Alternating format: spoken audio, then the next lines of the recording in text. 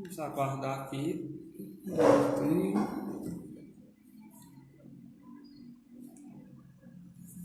Cláudia, Levi.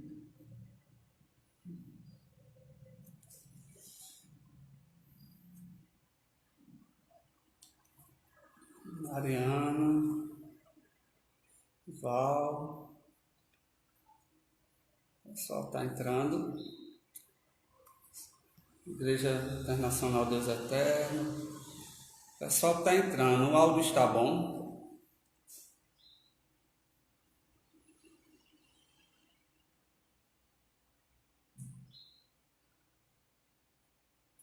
O áudio está bom?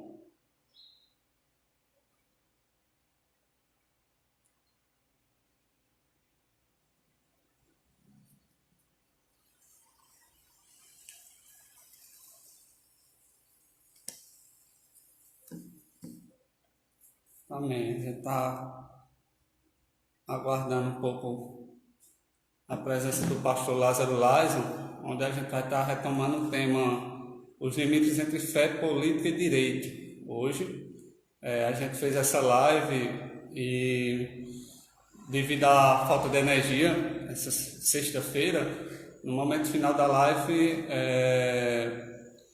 a internet caiu, né? Como faltou energia na cidade. Nós estaremos retomando esse tema, um tema muito rico de conhecimento para a igreja.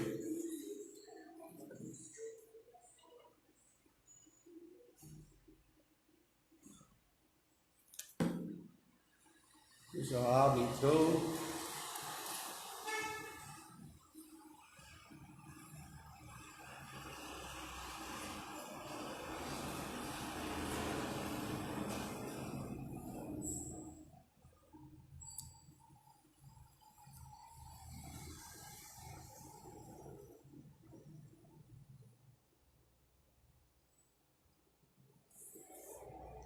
Entrou, vamos lá.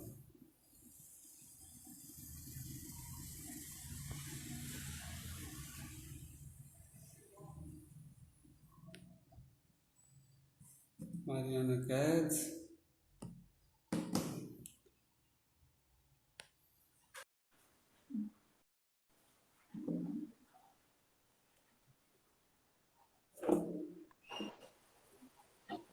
Olá, irmão, boa tarde. Boa tarde, pastor Lázaro. Retomando aqui, na última vez a gente teve um problema com a internet. Isso. Na realidade, a energia da cidade caiu. Tá dando para o senhor me ouvir? Tô sim. Mas a gente vai persistir um pouquinho. Vamos lutar contra Vai esses dar probleminhas que a rede nos traz de vez em quando. Se você puder colocar o seu fone, vai ajudar também, porque tá dando retorno. Vou pegar meu fone e vou colocar. Ok. Porque da outra vez ficou melhor sem o fone. Foi. É porque eu não sei o que é que acontece com o Instagram, que às vezes ele faz isso. Mas agora eu tô ouvindo o Vamos ver retorno agora. da minha voz. Me informa. O senhor me informa se tá bom o áudio. Mas é assim mesmo. Pronto. Essas lives, elas são feitas assim mesmo, né? É na improvisação e vai dando, e Deus vai guiando. Amém. Melhorou o áudio? Melhorou. Melhorou. Pronto, amém. Deixa eu só ajustar aqui o fone. Pronto. Eu vou começar orando para o senhor introduzir. A gente vai fazer uma reformulação daquilo que a gente falou na última live, né? Ok. E eu vou começar orando. Senhor meu Deus, Senhor meu Pai, graças te dou, Senhor, por essa tarde, Senhor, por esse momento, que a gente possa, Senhor, desfrutar, Senhor, do conhecimento das tuas escrituras, Pai, para que a gente saiba, Senhor, mais administrar nossa vida, Senhor, administrar nossa vida melhor, Senhor, conforme a tua palavra, conforme a tua escritura, Pai. Agradeço, Pai, por esse momento, agradeço pela vida do pastor Lázaro, agradeço pela vida dos ouvintes, Pai, que estão nos assistindo, Pai. Agradeço por tudo. Em nome de Jesus. Amém. Eu gostaria de começar lendo em Romanos 12, versículo 2, que diz assim: E não vos conformeis com esse século, mas transformai-vos pela renovação da vossa mente, para que experimentais qual seja a boa, agradável e perfeita vontade de Deus. Agora eu gostaria que o senhor introduzisse, o senhor se apresentasse. Se desse uma breve introdução. Eu sou o pastor Lázaro Leison, sou pastor aqui na Igreja Batista da Graça, em Campina Grande. Sou bacharel em teologia, com especialização em pregação expositiva, teologia filosófica e também aconselhamento bíblico. Secularmente, tenho formação em engenharia mecânica, especializado na área de gestão de pessoas, gestão de projetos.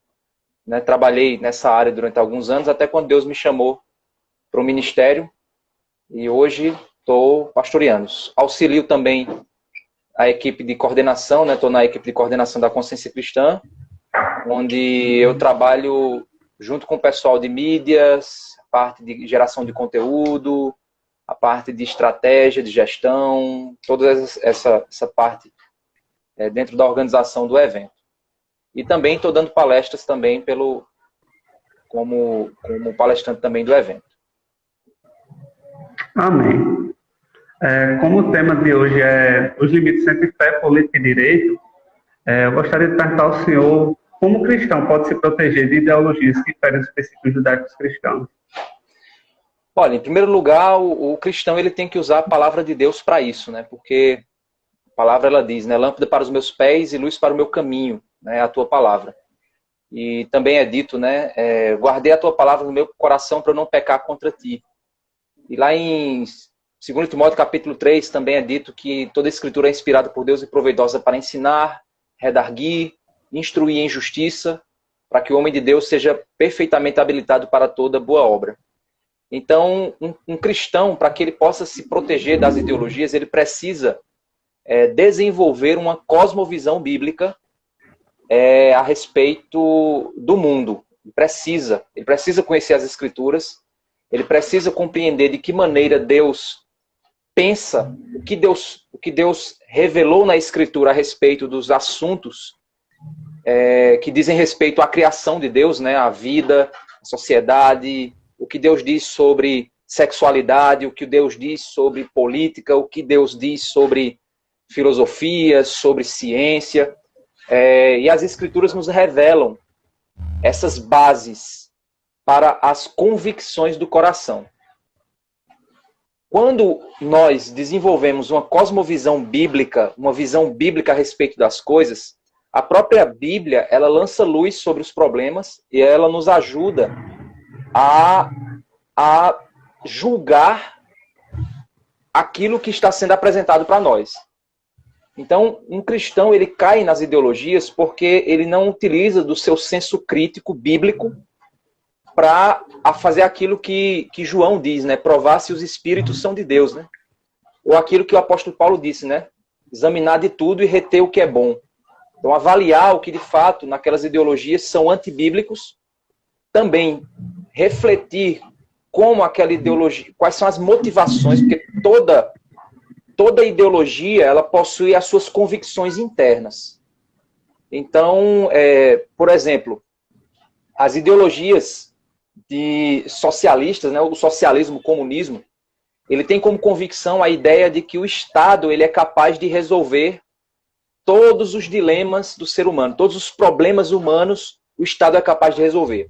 Talvez você já ouviu aquela frase, a violência é porque não temos mais escolas, por isso que a violência aumenta, né? O Estado não investe para baixar a violência, o Estado não investe em educação, se investir em educação nós vamos resolver o problema da criminalidade e tal e tal. Então sempre aquela ideia de que o Estado é o grande provedor, é aquele que vai resolver a desigualdade social, ele vai resolver tudo. Então essa convicção interna da ideologia socialista, ela põe o Estado na posição de Deus dentro da cosmovisão, da crença dessa ideologia. Se você é um cristão bíblico, você vai ter uma compreensão correta do que é o Estado segundo as Escrituras. Você vai ver lá em Romanos 13, você vai ver lá Pedro falando da posição que se tem, que nós devemos ter em submissão às autoridades. Você vai ver lá em Atos, quando ele diz, importa obedecer a Deus do que aos homens. Você vai ver que existem limites para o Estado, existem limites para a igreja.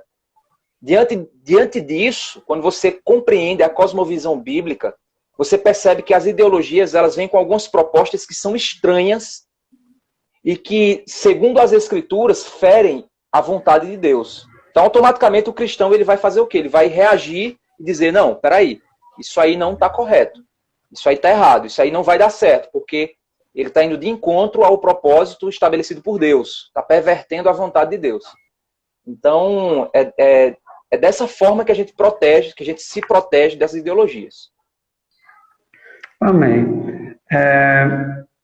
Segunda pergunta era qual a postura do cristão ao escolher um candidato? Eu acho que envolve um pouco da primeira pergunta, sim. Mas só para dar uma complementação, porque geralmente as pessoas ficam em dúvida, muitas vezes as pessoas querem que o candidato, esperam que seja um ser perfeito. Exato. Muitas vezes esperam que o candidato, muitas vezes as pessoas escolhem um candidato como escolhem um pastor da igreja. Exato. E assim, qual a postura que o cristão deve ter ao escolher um candidato? Primeiro, quando você tem uma empresa e você vai escolher um funcionário para a sua empresa, você primeiro pensa o que é que o cargo ele exige. Por exemplo, eu vou contratar um contador para a minha empresa. Eu não posso esperar que o contador vá limpar o banheiro, vá lavar a frente da minha loja, vá vender na minha loja. Não, por quê? Porque o contador ele tem a descrição de cargo dele, né? Aquilo que ele foi chamado para fazer.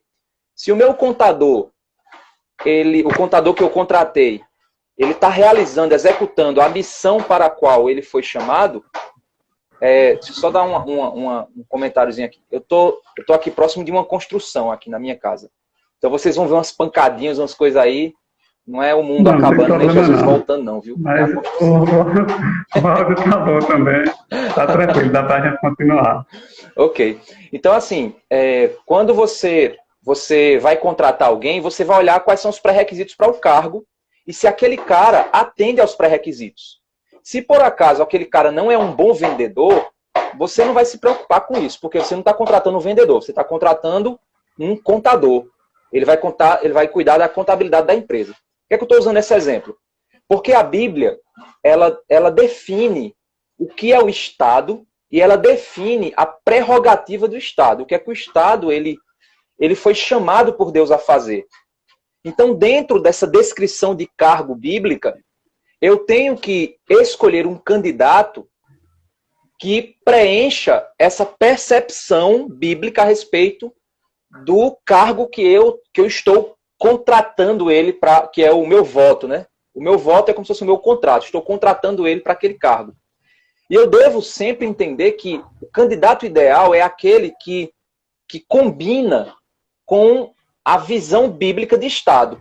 Se o cara vem com uma ideologia, que essa ideologia ela traz riscos à fé, à liberdade, ela põe o Estado numa posição que a Bíblia condena, que a Bíblia entende como um excesso do Estado. O Estado não tem que se envolver nisso. Então, automaticamente, se eu votar naquele cara, eu estou votando numa pessoa que tem uma posição antibíblica para o que as Escrituras definem que deve ser o Estado. Certo? Então, é importante a gente entender isso. Por quê? Porque as pessoas, às vezes, confundem e querem votar em um determinado candidato que as pessoas querem que seja o homem perfeito. Eles querem que a pessoa tenha uma vida perfeita. E muitas vezes essa pessoa tem atitudes ou comportamentos que o cargo dela não exige aquele tipo de pensamento, de atitude, vida pessoal daquela pessoa. Né? Agora, por exemplo, se eu for chamar um pastor, se você for lá em 1 Timóteo capítulo 3, você vai ver lá as prerrogativas de um ministério pastoral. Quem é pastor tem que seguir lá. 1 Timóteo capítulo 3 está lá descrevendo o presbítero, como é que ele deve ser. Lá em Tito capítulo 1, a partir do verso 6, está também descrevendo o cargo de um presbítero.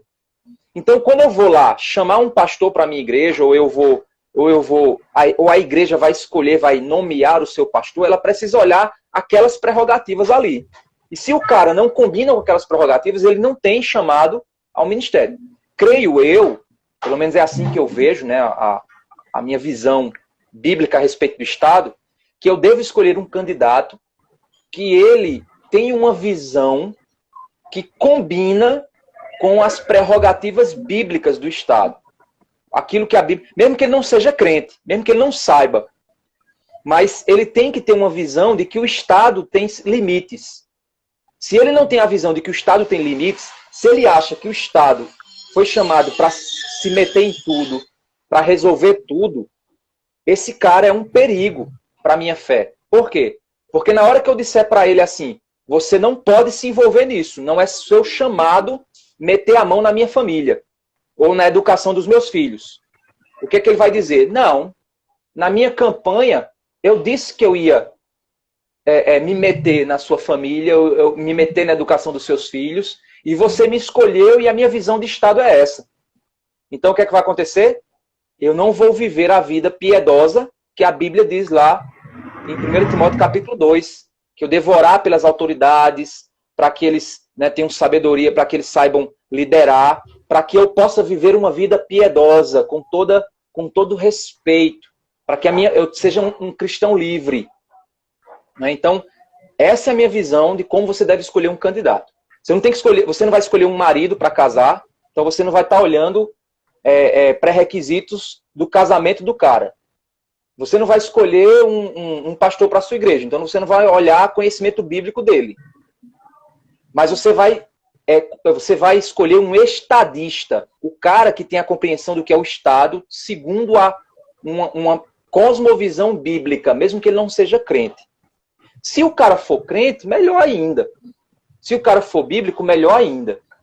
Mas eu não posso esperar que esse cara lidere o Estado para favorecer um determinado segmento religioso. Porque o Estado não tem que fazer isso. Não é esse o chamado do Estado. Favorecer, mesmo que seja favorecer o cristianismo. Mas eu não posso... A cosmovisão cristã da política é de que as pessoas devem ser livres para fazer suas escolhas dentro dos limites morais da vida em sociedade. Então eu não posso usar o poder do Estado para impor o cristianismo sobre ninguém, porque senão eu vou cair naquele erro que a Igreja Católica caiu no passado, quando a Igreja dominava o Estado. Então isso é um erro. Ou então quando o Estado domina a Igreja, que é o que você vê nos países comunistas. E aí você perde esse equilíbrio entre essas esferas, e aí você começa a ter problemas. Então você tem que escolher um candidato que tenha uma visão que combine com isso. Porque essa é a visão bíblica para o comportamento do Estado. A respeito do cristão em si, qual a sua opinião, base bíblica, sobre aqueles cristãos que se metem em confusão, se metem em falatórios sobre política, que acabam se envolvendo em badernas, em discussões fúteis sobre a política? Qual a visão bíblica sobre isso? Sobre como o cristão deve agir diante desse problema? Primeiro, a única coisa que o cristão deveria dar à sua vida para defender é o evangelho. Primeiro ponto. A única coisa que você deve dar à sua vida para defender é o evangelho. Amém. Se os cristãos tivessem a mesma paixão para defender as verdades bíblicas, como eles têm para defender os seus partidos, suas ideologias políticas e seus políticos de estimação, quem sabe o quanto o evangelho não teria avançado no mundo, né?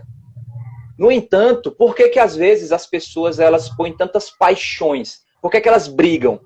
Porque elas estão sendo movidas por suas paixões carnais. Por isso que elas brigam. Se você for lá para Tiago, ele diz, por que existem as guerras e pelejas entre vós? E aí ele diz, não acontece por causa das vossas paixões? Está lá em Tiago, acho que capítulo 1. Ele diz, as vossas paixões que militam contra a vossa carne, e um deseja a coisa do outro, um quer ser melhor do que o outro, e por isso vocês brigam tanto. Então por que os cristãos acabam brigando por causa de política? Primeiro porque eles estão sendo carnais, né? Eles estão se entregando à sua natureza pecaminosa, sua natureza carnal. Em segundo lugar, isso está acontecendo por causa da esperança deles. Muitos desses, eles colocam tanta esperança no mundo melhor, no mundo do agora melhor, que eles acham que o Redentor, o Salvador, o que trará a verdadeira reino de Deus para essa terra, será um determinado partido, uma determinada ideologia, um determinado candidato. Então, como eles põem esperança messiânica nesse candidato, eles se apaixonam de modo a defender aquilo de modo apaixonado. E isso cega o entendimento deles. Eles começam a se comportar de maneira, muitas vezes, grosseira. Eles desconsideram o amor, desconsideram aquilo que Paulo diz, né, para Timóteo, né? Não se envolva em questões tolas, mas seja manso e humilde, apto para ensinar e sofredor, ensinando com mansidão aqueles que se opõem, na esperança de que Deus os liberte daquilo que eles foram, né, mantidos presos. Né? Eu estou aqui parafraseando, porque eu não lembro totalmente o texto. Mas muitas dessas pessoas apaixonadas pelos seus candidatos, elas caem no pecado da idolatria. E elas perdem a paixão pela defesa do que é correto, e elas passam a usar como padrão do correto o que o candidato faz, mesmo que o que o cara faça seja errado. Mas elas têm receio de duvidar, porque elas estão idolatrando. Por isso que elas entram em briga, discussões, em debates. Então, em primeiro lugar, o conselho que eu dou para esse povo é arrependa-se do seu pecado. Segundo lugar, ponha sua esperança no lugar certo. A nossa esperança tem que estar na volta de Cristo. Terceiro, seja sal e luz. E para ser sal e luz, eu preciso estar com esperança no lugar certo. Porque eu só vou ser proveitoso para o mundo do agora se eu tiver a esperança no mundo do porvir. Porque eu não vou lutar apaixonado por esse mundo. Eu vou lutar apaixonado pelo mundo vindouro. Automaticamente, minhas esperanças posicionadas vão fazer com que as minhas atitudes glorifiquem a Deus. E eu vou, de fato, entender que minha verdadeira missão aqui para ser sal e luz é mostrar a minha vida transformada, é mostrar que eu defendo o que é certo, não defendo pessoas, eu defendo valores, e esses valores que eu defendo são valores de um Deus criador que foi rejeitado pelos homens, e, consequentemente, os homens vão dizer assim, mas, caramba, ele está defendendo isso e isso é certo. Por que você acredita que isso é certo? Aí é na hora de nós cristãos respondermos, porque nós nos submetemos ao verdadeiro Deus criador, que condenará esse mundo pelo seu pecado. Mas você pode arrepender-se do seu pecado, entregar seu coração a Cristo e se submeter ao reino vindouro. E você vai viver uma vida diferente no agora. Pelo menos é assim que a gente tem que agir. Amém. É aquilo que Paulo diz, né? Miserável homem é aquele que tem a esperança só retida nesse mundo. Exatamente. Tem essa esperança somente nas coisas terrenas. A Correto. esperança tem que estar em Cristo e na sua vida. Nós devemos ansiar pela vida dele. O próximo ponto é o cristão deve ser omisso aos seus direitos como cidadão. Ao mesmo tempo que a gente se depara com aqueles irmãos que extrapolam, como a gente já falou, aqueles irmãos que começam a idolatrar a política, a gente também vê aqueles irmãos que acham que a política é pecado, que muitas vezes são omissos de seus direitos como cidadão, não só a respeito da política, mas muitas vezes tem um buraco na rua, ele não procura o órgão correto para tomar a devida providência. E qual a postura do cristão diante disso? O cristão deve ser omisso dos seus papéis como cidadão? Nós somos cidadãos de dois reinos, né? Nós estamos em carne no reino dos homens e nós estamos em espírito no reino eterno. É muito complexo essa união desses dois reinos que ocorrem paralelamente, ao mesmo tempo, né? Porque eu sou cidadão deste mundo, mas também sou cidadão do reino eterno. Eu devo viver com esperança eterna, mas eu devo viver no mundo do agora também. Jesus disse, né? Não peço que os tire do mundo, mas eu peço que os livre do mal. Ao mesmo tempo, nós percebemos que nós devemos ser sal e luz. Né? Nós devemos praticar as boas obras, para que os homens vejam as nossas boas obras e glorifiquem o vosso Pai Celestial.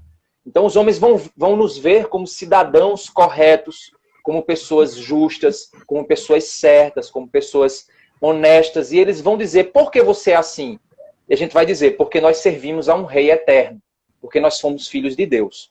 Então, a maturidade cristã é o encontro perfeito do equilíbrio entre a minha cidadania neste mundo e a minha cidadania no mundo eterno, no reino vindouro.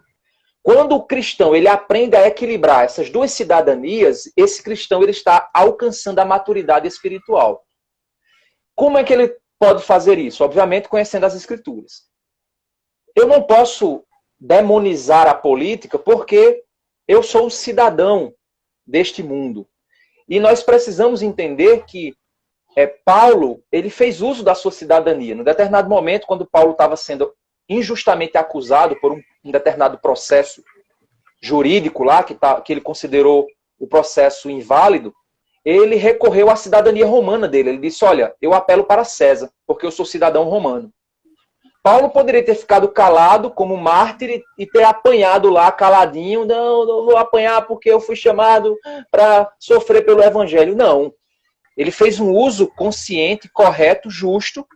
Era algo que ele tinha à disposição, era um mecanismo jurídico que ele tinha à disposição dele e que ele utilizou, primeiro, para defender a si mesmo e, segundo, para ser conduzido à presença de alguém que ele poderia pregar o evangelho também. Então você vê que ele usou a sua cidadania como um pretexto para levar o evangelho cada vez mais longe. Essa era a motivação. Por isso que ele disse, se para mim morrer é lucro, para mim viver é Cristo.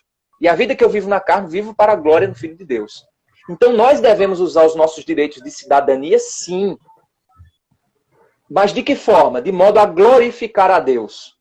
De que modo eu glorifico a Deus? Não é querendo estabelecer o reino de Deus aqui com justiça social, como tem uma visão mais progressista do Evangelho, porque o reino de Deus nunca será estabelecido nesse mundo em sua totalidade. Então não tem que fazer isso.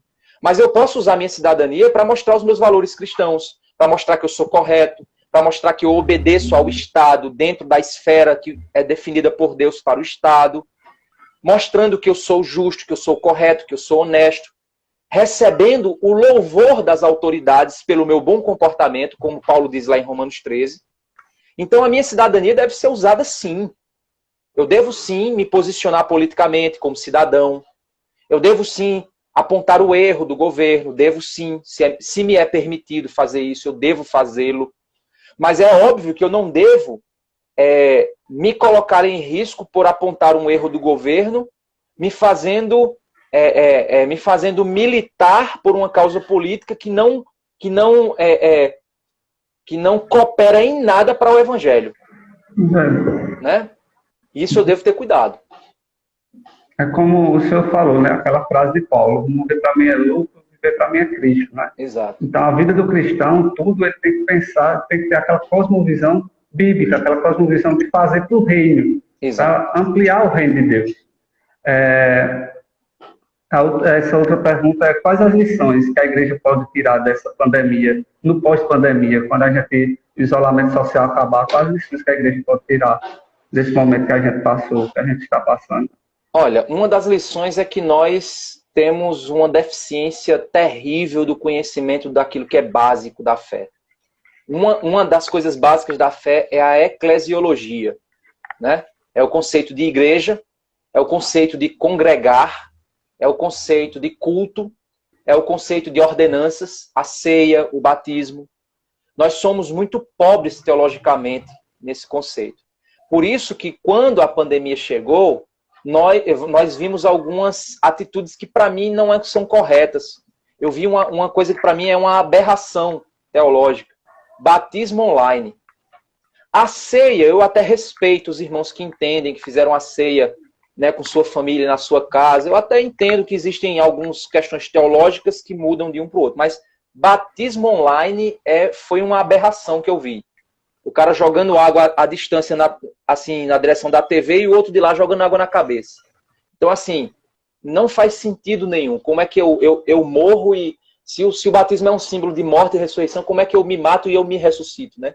É necessário que, pelo menos a simbologia, o entendimento dos símbolos da fé, o entendimento do que é igreja, do que é eclesiologia, provou que tem muita gente doente nesse sentido, teologicamente falando.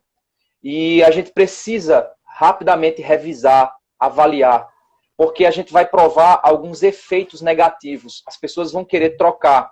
Elas vão achar que existe culto virtual e elas vão querer cultuar na igreja virtualmente. Isso não existe. Né? Culto virtual não existe. Né? Então, assim, eu estou na minha casa cultuando com minha família e utilizando a internet como uma ferramenta de transmissão da mensagem.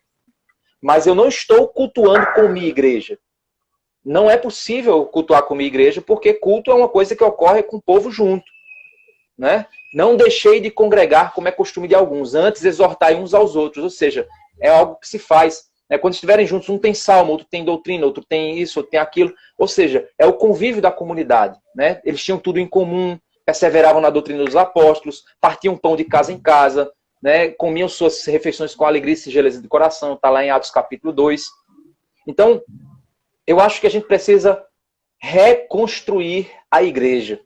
O conceito de comunidade, o conceito de ordenanças bíblicas, o conceito do que é que o mundo virtual não é substituto do mundo real.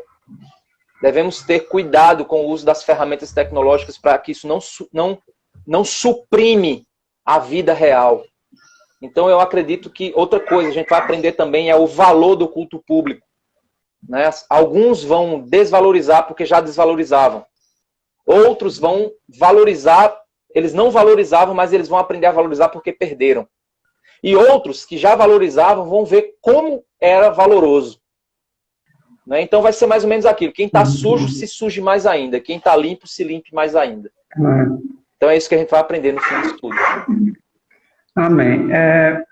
Em relação às decisões do STF, essa decisão agora do STF teve esse inquérito da fake news. A gente vê assim, alguns dizem que o STF está tentando censurar, está tentando ter um domínio maior do que os outros poderes. Qual a opinião e como o cristão deve se posicionar diante disso? Olha, eu vou te dar uma visão teológica filosófica da coisa, né? Porque eu não sou jurista, não tenho, né, formação na área do direito, mas assim, com conhecimento filosófico e teológico, a gente pode pensar o seguinte, e o conhecimento comum, né, como cidadão, a gente precisa entender que já existem mecanismos jurídicos para a mentira, calúnia e difamação, para esse tipo de crime, já existem mecanismos jurídicos definidos que podem ser usados. O perigo quando a gente define novas leis é porque quando você está definindo uma lei, você está usando como base que tipo de base filosófica, que tipo de base moral você está usando para criar uma nova lei. Com base em quê? Né? Então, o que é? Aí vem as definições. Né? O que é fake news? Fake news é uma notícia mentirosa ou fake news é uma notícia que me desagradou? Será que fake news é calúnia e difamação? Ou será que a fake news é alguém fazendo uma denúncia? Né? Alguma denúncia. Quem vai julgar o que é denúncia e o que é mentira? Quem julgará isso? Essa é a grande questão. Quem vai definir isso? Os mecanismos que vão definir isso é de que maneira você vai definir, de que maneira você vai impor a pena para isso. Então, assim, acredito eu que é algo muito mais simbólico do que propriamente algo do ponto de vista simbólico, que eu digo, é muito mais político do que propriamente para a defesa dos direitos ou dessas coisas. E se for algo meramente político, nós corremos um risco. Por quê? Porque a verdade ela vai ser relativizada de acordo com quem está no poder. Política é assim, né? A política, ela muitas vezes, ela manipula os fatos, manipula a maneira como você apresenta os fatos, para você aparentar verdade ou mentira, dependendo dos seus interesses. A política suja, ela faz isso. Então, assim, se for uma manobra política, a verdade vai ser relativizada de acordo com quem está dizendo e com quem está julgando. Então, eu vou julgar o que é fake news e o que não é. E aí você vai ter o quê? Você vai ter um cerceamento da liberdade de expressão. Por quê? Porque eu vou ficar com medo. Mesmo que seja verdade e eu faça uma denúncia investigativa, um jornal investigativo, eu vou ficar com medo. Porque dependendo de quem julgar, essa pessoa vai julgar, se for contra ela, essa pessoa vai julgar que é uma fake news, vai classificar como tal, e automaticamente todo o mecanismo jurídico vai vir na sequência, para definir a pena, para definir o que vai... Então, na realidade, é muito mais, creio eu, é muito mais uma manobra política. Existe uma realidade da fake news, a notícia mentirosa é uma realidade.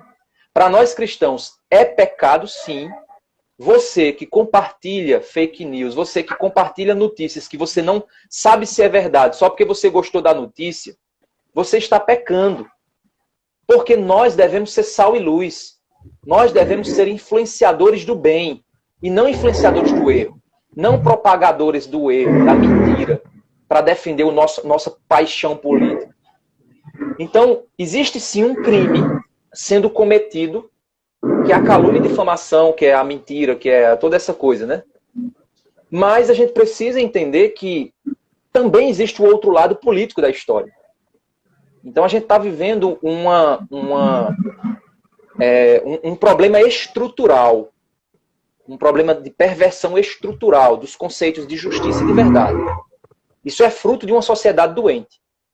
Então o que esses poderes estão, na realidade, repercutindo é uma doença da própria estrutura. E essa doença da estrutura é uma doença do próprio conceito de verdade e de justiça da própria população. Infelizmente, é isso que nós estamos vivendo. Amém. A questão, vou fazer uma pergunta. O senhor acha que a igreja brasileira, futuramente, ela pode ser perseguida? A gente já vê assim que muitas pessoas dizem que alguns textos bíblicos são um discurso de ódio, e a gente vê isso repercutindo cada vez mais. Muitas vezes as pessoas querem proibir determinadas apresentações de textos bíblicos. O senhor acha que a liberdade religiosa do cristianismo, do protestantismo, está sendo atingida e que futuramente vai ser perseguida a igreja brasileira? Olha, eu vou te dar uma... Eu creio que sim, na igreja do mundo inteiro, já acontece em outros países, vai acontecer com a gente também. Ninguém ache que o mundo vai melhorar, porque não vai. A Bíblia não diz em canto nenhum que o mundo vai melhorar. A gente precisa, como cristão, a gente tem que entender isso, que nós seremos perseguidos, seremos presos, isso vai acontecer. Se você não quiser passar por isso, meu irmão, desista de ser cristão, vá para outra religião que apoie o establishment, né? Ou então seja um cristão progressista, que aí você vai ser muito bem, vai receber palmas, né? Mas a gente precisa entender o seguinte, e aí eu vou dar uma análise minha, né? Algo da minha cabeça, né? Daquilo que eu analiso, penso e reflito. Olha, nós estamos agora, existe um mecanismo de manipulação das massas que é fruto das ideologias progressistas, que é o quê? É você criar aquele conceito de espantalho. Você pega um determinado estereótipo, cria um estereótipo, e você injeta nesse personagem tudo de ruim que você acha que ele é. Você vê isso, por exemplo, no presidente, fascista, homofóbico, racista, taxista, né? Tudo que é ista, né? E por aí vai. Mas assim, você vê que você pega um estereótipo e você injeta o que você quer que a massa pense a respeito daquele estereótipo. Existe agora um projeto que, inclusive, essa semana eu acho que ele está sendo discutido e votado, que fala sobre abuso do poder religioso. O que é isso? Qualquer pastor que a justiça julgar que esse pastor está influenciando sua igreja de modo direto a votar num determinado candidato, esse candidato perde o mandato e esse pastor é julgado, certo? Já existem mecanismos na lei que proíbem isso. O fato é que qual será o limite que vai ser considerado influência de abuso do poder religioso e opinião? Por exemplo, se eu der minha opinião política como pastor, como liderança, isso vai ser encarado como abuso do meu poder religioso ou vai ser encarado como opinião de um cidadão, de uma liderança religiosa? Qual será o limite? Então, por que estão fazendo isso? Porque já existe um espantalho chamado evangelicalismo. E esse espantalho, ele é fruto da aproximação da religião evangélica, no geral, pentecostal, neopentecostal, alguns reformados, tudo que se diz evangélico, a aproximação desses do governo. Muitos mal intencionados para fins políticos, muitos pastores sem sabedoria, misturando as coisas, e isso está fazendo com que o mundo olhe para o evangélico da seguinte forma, para os pastores principalmente. Eles têm interesses políticos por trás, eles querem manobrar o povo. Então está se criando um espantalho, onde a religião evangélica ela é uma religião regressiva, ela é uma religião conservadora, radical, homofóbica, fascista, e parará. É um espantalho que está se criando. Quando isso já está sendo montado na cabeça da população, que não é evangélica, e na população evangélica progressista. Então, automaticamente, na hora que você vem do outro lado, com um mecanismo jurídico desse, e você começa agora a prender pastores, prender padres, prender qualquer pessoa, líder religioso que expressa a opinião política, você começa o quê? A montar o estereótipo perfeito de perseguição religiosa. Qualquer pessoa que se levantar contra o totalitarismo do Estado, qualquer pessoa que se levantar dizendo que o Estado quer ir de encontro à liberdade religiosa. Já teve um outro, eu vi até no meu perfil aí, eu fiz uma reflexão sobre uma matéria que saiu na BBC dizendo o seguinte: a homofobia tem cura? Eu não sei se o nosso tempo está muito adiantado aí, eu sei que eu falo muito. Está em 50, quase 50 minutos aqui. Pronto, então deixa eu só fechar com esse raciocínio. Então, assim, existe uma matéria da BBC que até eu fiz um comentário, de que a matéria dizia assim: homofobia tem cura? Aí você diz, espera aí, não sabia nem que homofobia era doença. Quer dizer, já começa-se a classificar qualquer pessoa que discorda de uma pessoa doente. E como é uma pessoa doente, depois você vai o quê? Você vai rebaixar essa pessoa a uma condição de incapaz. Aí essa pessoa tem que ser reclusa, presa, ou não sei o que pode acontecer no futuro. Aí a grande questão é, o que é homofobia? Qual é o conceito de homofobia? Todo aquele que discordar da prática homossexual ou que chamar ela de pecado é homofóbico? Então, se for isso, qualquer pessoa que pregar que homossexualidade é pecado vai ser chamada de homofóbica. Ou seja, vai ser chamada de doente.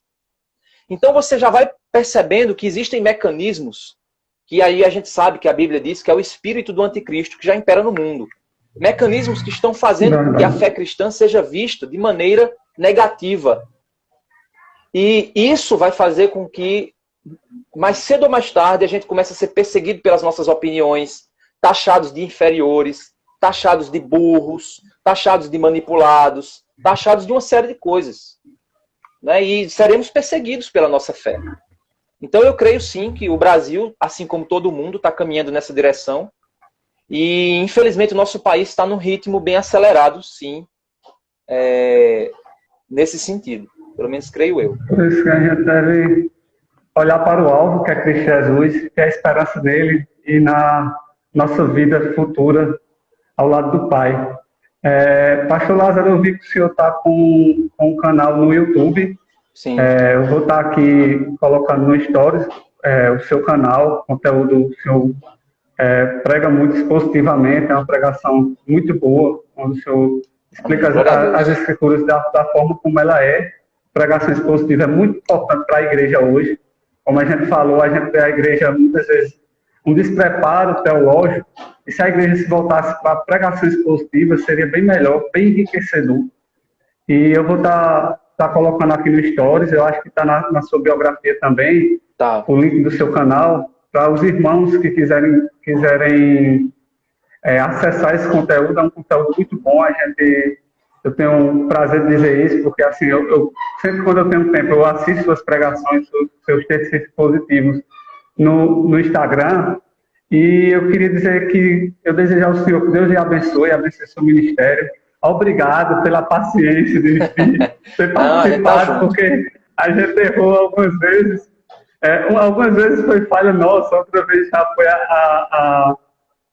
a energia, mas enfim, saiu. Que Deus lhe abençoe. Fique na paz do Senhor, viu? Amém, meu irmão. Deus abençoe também. Obrigado pela oportunidade.